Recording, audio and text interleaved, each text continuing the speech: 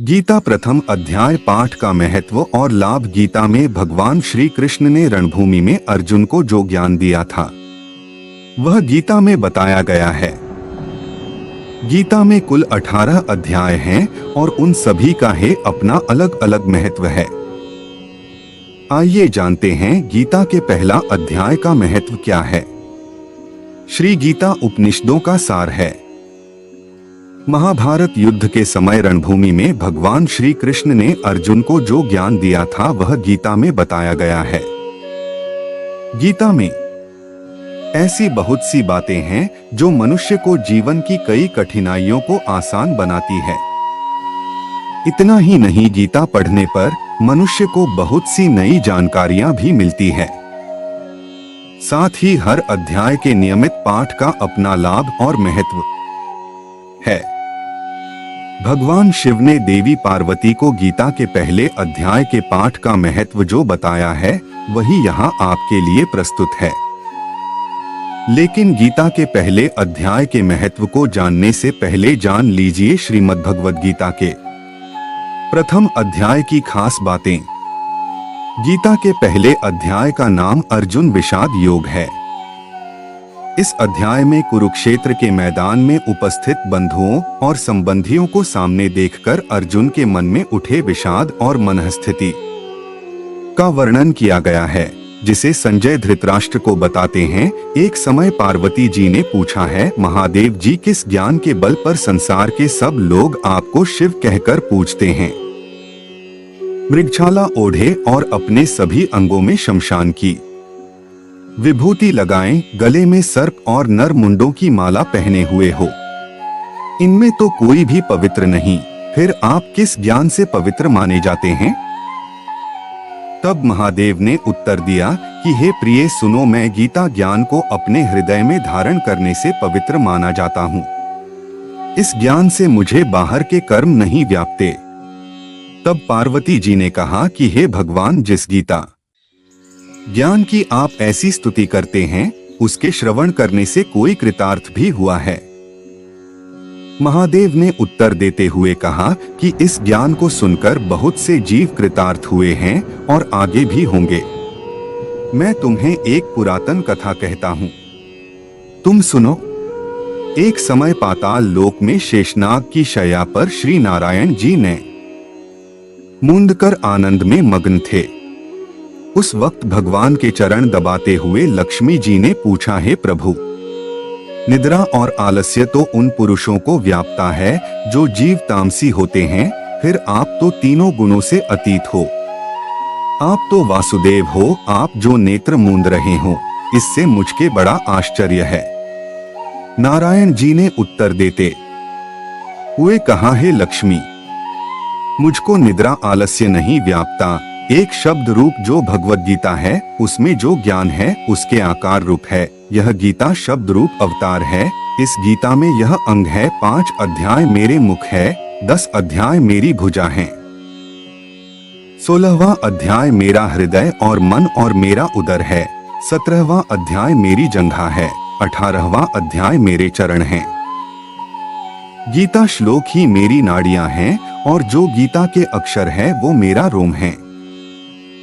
ऐसा मेरा शब्द रूपी जो गीता ज्ञान है उसी के अर्थ मैं हृदय में विचार करता हूँ और बहुत आनंद प्राप्त होते हूँ।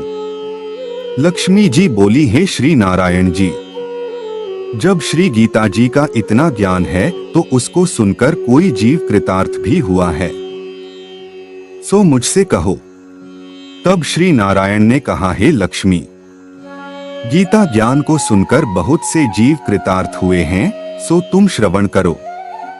एक व्यक्ति था जो चांडालों के कर्म करता था और तेल नमक का व्यापार करता था। उसने एक बकरी पाली।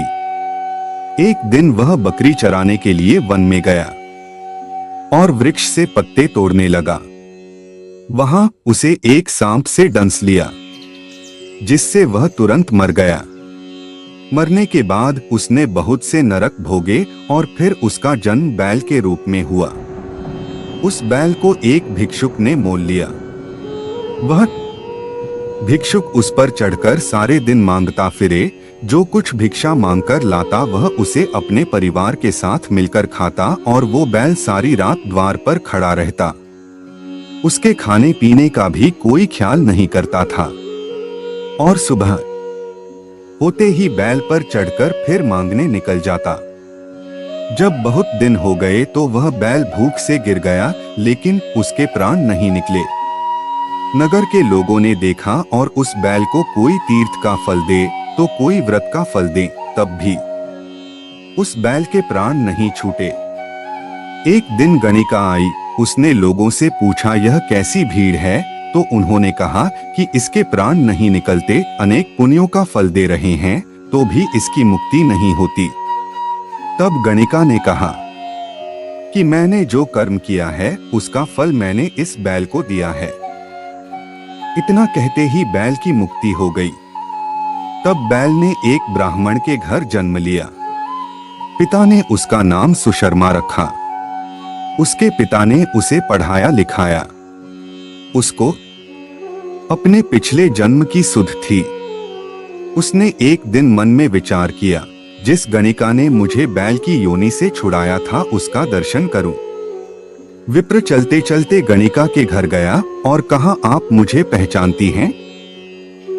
गणिका ने कहा, मैं नहीं जानती, तुम कौन हो?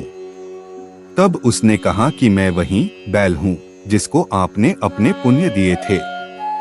तब मैं बैल की योनि से छूटा था।